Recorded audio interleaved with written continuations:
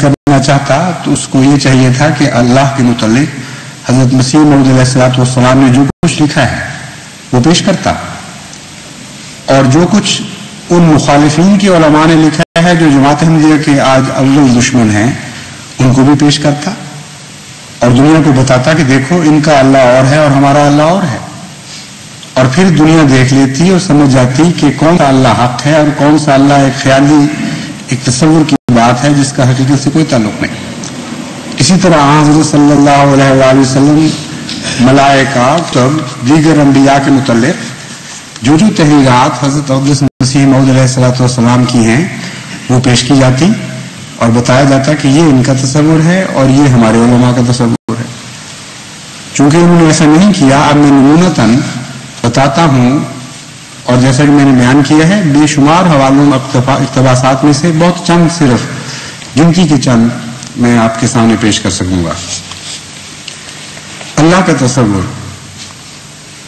شیعہ کتب میں اللہ کا جو تصور ہے وہ سنیے۔ تذکرۃ الائمہ صفحہ 91 پر لکھا ہے حضرت علی خدا ہیں۔ مناقب مرتضوی حیات القلوب جلد 2 باب 49 میں ہے حضرت علی خدا ہیں اور محمد اس کے بندے ہیں، نعوذ باللہ من ذالک۔ رسالہ نور تن صفحہ 36 پر درج ہے حضرت علی فرزند خدا ہیں۔ غنیۃ الطالبین اور حق الیقین مجلسی باب 5 میں یہ مضمون درج ہے حضرت علی جمیع انبیاء سے افضل ہیں۔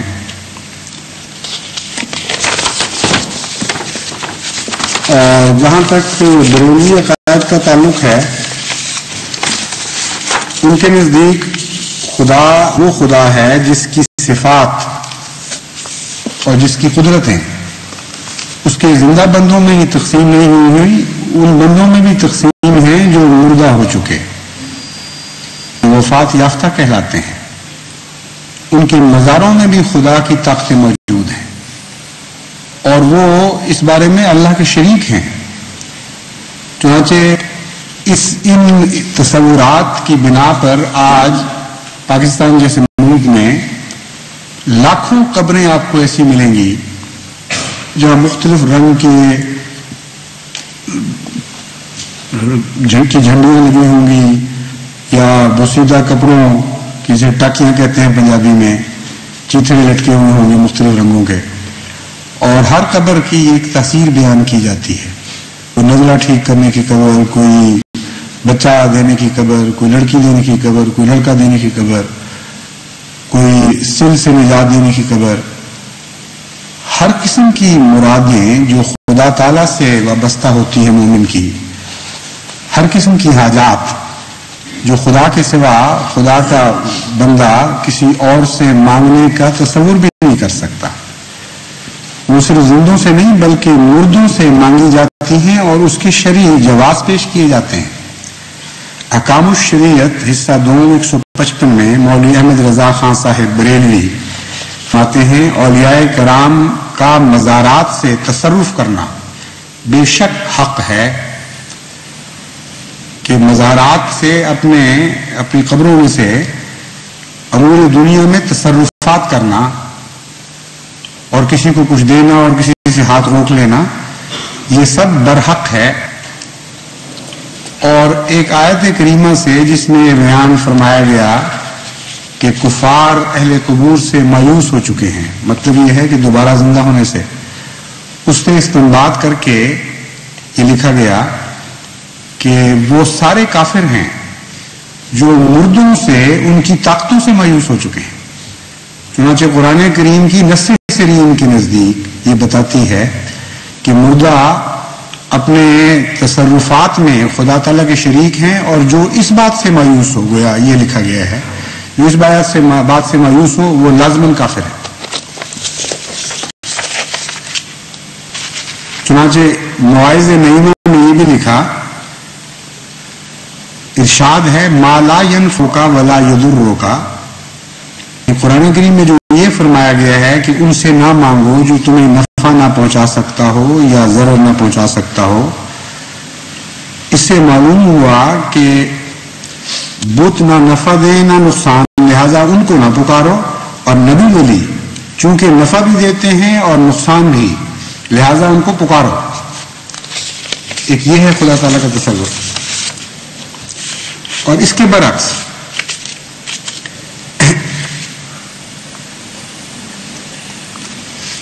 خدا تعالیٰ کے بالکل برعکس تصور بھی ملتا ہے ان علماء میں، اور یہ دونوں ان باتوں میں ہمیشہ جنگ و جدال کرتے رہتے ہیں. ایک طرف خدا تعالیٰ کے مقام میں عام فانی بندوں کو بلکہ مردہ بندوں کو شریک کیا جا رہا ہے، اور ایک طرف اللہ کو گناہگار بندوں کے ساتھ شامل کیا جا رہا ہے، اور یہ بتایا جا رہا ہے کہ گویا اللہ تعالیٰ میں بھی گناہ کی قدرت ہے، اور یہ بحثیں اٹھائی جا رہی ہیں. چنانچہ یکروزی مصنفہ اسماعیل امام اول دیوبندی مطبوعہ فاروقی صفحہ 145 پہ لکھا ہے، بس ہم نہیں مانتے کہ خدا کا جھوٹ محال بذات ہو، ورنہ لازم آئے گا کہ انسانی قدرت خدا کی قدرت سے زائد ہو جائے گی. اور اس مسئلے پر بڑی لمبی لمبی بحثیں ہوئی ہیں. صرف جھوٹ نہیں بلکہ اس قدر آگے بڑھ گئے ہیں اس بحث میں کہ امکان کذب کے علاوہ حوالے بہت سے ہیں، یہ بھی مجھے چھوڑنے پڑے ہیں. کہتے ہیں اب افعال قبیحہ کو قدرت قدیمہ حق تعالی شانہ سے کیوں کر خارج کر سکتے ہیں؟ افعال قبیحہ مقدور باری تعالی ہیں، اور افعال قبیحہ جو گنوائے گئے ہیں وہ تو بعض ایسے ہیں جو انسان بیان بھی کر سکتا، پڑھ کے بھی، حالانکہ کسی اور کا کلام ہے، لیکن شرم آتی ہے اللہ جل شانہ کے متعلق اس قسم کے کلمے لکھنے. مثلا ان میں سے عام جو بعض میں لکھی گئی ہیں باتیں، شراب خوری، چوری، جہل، ظلم، یہ نمونے دیے گئے ہیں. تذکرۃ الخلیل مصنفہ عاشق علی میرٹھی مطبوعہ مشن پریس میرٹھ صفحہ 86.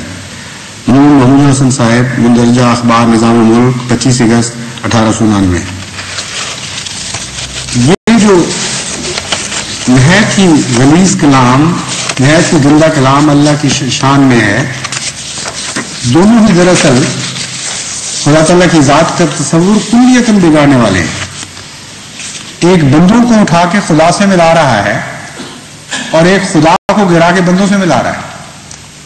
وہ خدا تو نہیں جو حضرت اقدس محمد مصطفیٰ صلی اللہ علیہ وآلہ وسلم پر جلوہ گر ہوا تھا. یہ وہ خدا تو نہیں جو ساری کائنات کا خدا ہے اور ہر عیب سے پاک ہے، اور جس کی تسبیح بے جان چیزیں جن کو ہم بے جان سمجھتے ہیں وہ بھی دن رات تسبیح کے اور حمد کے گیت گاتے ہیں. کہاں وہ خدا، کہاں یہ خدا جس کے تصورات ان لوگوں نے پیش کیے. تو ہم تو حضرت اقدس محمد مصطفیٰ صلی اللہ علیہ وآلہ وسلم کے خدا کے قائل ہیں، بس ببانگ دوہل یہ اعلان کرتے ہیں کہ اگر وہ خدا ہے تمہارا تم نے لکھا ہے تو خدا کی قسم تمہارا خدا اور ہے اور ہمارا خدا اور ہے.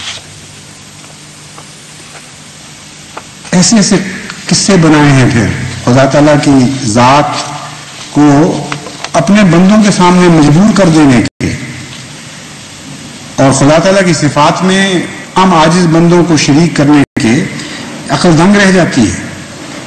حضرت سید عبد القادر صاحب جیلانی کے متعلق ایک لمبا قصہ ہے، گلدستہ کرامات صفحہ 22 1277 1861 ہجری کا یہ چھپا ہوا ہے، 1861 عیسوی، مصنفہ عبد القادر غلام سرور صاحب. یہ بڑی مشہور کتاب ہے، بریلویوں کو بہت عزیز ہے یہ کتاب. اس میں ایک بڑھیا کا ذکر ہے کہ اس کا بیٹا جوان اکیلا تھا جو بارات میں دلہن لینے کے لیے جا رہا تھا، اور یا بارات لے کر آ رہا تھا واپس. دریا پار کرنے لگے، کشتی میں بیٹھے ہوئے تھے، طوفان آ گیا اور وہ بڑا غرق ہو گیا. 12 سال تک وہ بڑھیا دریا کے کنارے بیٹھے رہی، اور وہ کہتے ہیں کہ پانی لینے کے بہانے جاتی تھی اور اپنے بیٹے کو رو کے آتی تھی. حضرت عبد القادر صاحب جیلانی کا وہاں سے گزر ہوا اور آپ نے فرمایا کہ کیا بات ہے، کیا غم ہے. اس نے بتایا، انہوں نے کہا کوئی بات نہیں. چنانچہ انہوں نے توجہ کی اور 12 سال کا ڈوبا ہوا بیڑا وہیں سے اسی طرح ابھر آیا. سارے لوگ زندہ سلامت ہنستے کھیلتے دلہا دلہن اسی طرح خوشی خوشی باہر آ گئے. یہ ہے ان کا خدا کا تصور، اور کس طرح انسان خدا میں شریک بلکہ اپنے زور اور اپنی قوت کے ساتھ 12 سال کے مرے ہوئے کو دوبارہ زندہ کرنے پر اس کی مقدرت رکھتا ہے. ملائکہ کا تصور بھی ایسا بگڑا ہوا ہے کہ حیرت ہوتی ہے دنیا کے سامنے کس اسلام کو یہ پیش کریں گے. ایک تفسیر ہے احسن التفاسیر. مولانا احمد حسین صاحب محدث دہلوی اس کے مؤلف ہیں، اور اس کی جلد 1 صفحہ 108 106 پر ملائکہ کا جو تصور درج ہے وہ بھی غور سے سنیے. اللہ تعالیٰ نے ملائکہ میں سے بڑے عابد 2 فرشتے جن کا نام ہاروت ماروت تھا چھانٹے. یعنی ملائکہ میں سے عام فرشتے نہیں، بہت چوٹی کے عابد زاہد فرشتے جو خدا کو پسند آئے کہ ہاں یہ بڑے اچھے بزرگ فرشتے ہیں، وہ چھانٹے. پھر انسان کی سب خواہشیں ان میں پیدا کر کے کوفے کی سرزمین پر جو ایک جگہ بابل ہے وہاں ان کو بھیجا، اور وہاں وہ ایک عورت زہرہ نامی پارسن کی الفت میں مبتلا ہو کر. پارسن کا اندازہ کیجیے کس طرح پتہ چلتا ہے ان کو. اس کو کہتے ہیں نا تفسیر. تفسیر سے سب علم ہے کہ کون کیا ذات تھی، کیا قوم تھی، اور کس طرح اس میں مبتلا ہوئے فرشتے بیچارے مبتلا ہو کر اس کے کہنے سے شراب پی گئے، اور شراب میں زنا کے علاوہ شرک اور قتل نفس کا گناہ بھی ان سے سرزد ہوا، اور ان گناہوں کی سزا میں قیامت تک ان پر طرح طرح کا عذاب نازل ہوتا رہے گا. یہ ہیں ان کے فرشتے.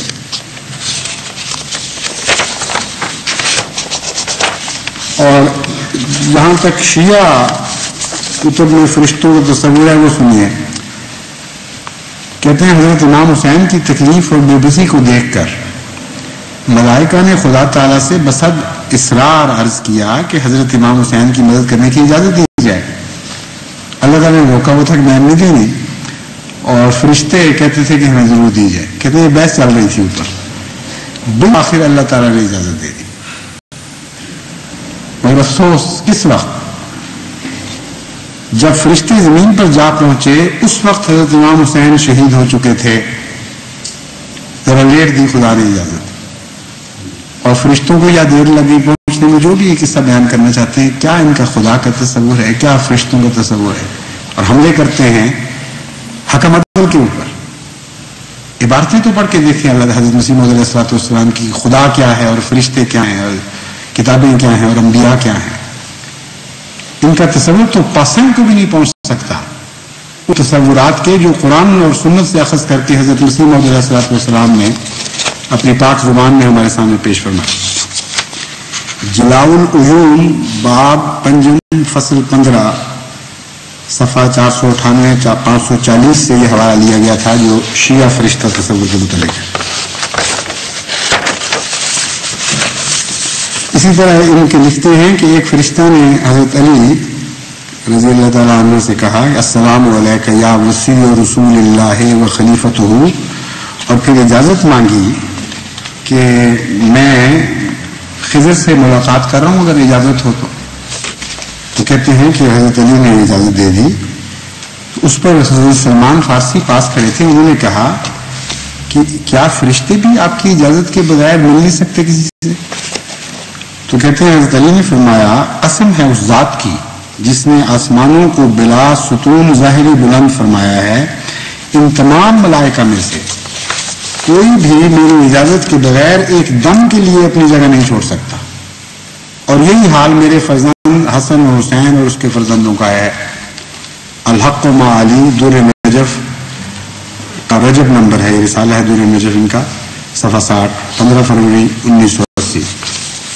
اللہ تعالیٰ تو قرآن کریم میں یہ فرماتا ہے کہ میرے اذن کے بغیر وہ دم نہیں مارتے، جو کچھ میں کہتا ہوں وہی کرتے ہیں، اسے تجاوز نہیں کرتے. اور یہاں فرشتوں اور خدا دونوں کا تصور کو بگاڑ کر یہ شکل اس شکل میں پیش کیا جا رہا ہے کہ اصل میں حضرت علی کہ ان کے بغیر وہ دم نہیں مار سکتے، فرشتوں کی حیثیت کی کوئی نہیں کے مقابل پر. قرآن کریم کے متعلق کہا گیا تھا کہ یہ ان کا اور ہمارا اور. قرآن کریم کے متعلق ایک بات یہ بتاتا چلوں کہ حضرت اقدس مسیح موعود علیہ الصلوۃ والسلام نے قرآن کریم کے عشق میں جو کچھ لکھا ہے نثر میں اور نظم میں، وہ آپ گزشتہ تمام بزرگوں کی عبارتیں اکٹھی کر لیں، مجم میں بھی وہ نہیں بنے گی. قرآن کریم کے عشق میں کوئی نظم نکال کے دکھائیں پرانے زمانے کی. بزرگ تو تھے لیکن ایسا عشق میں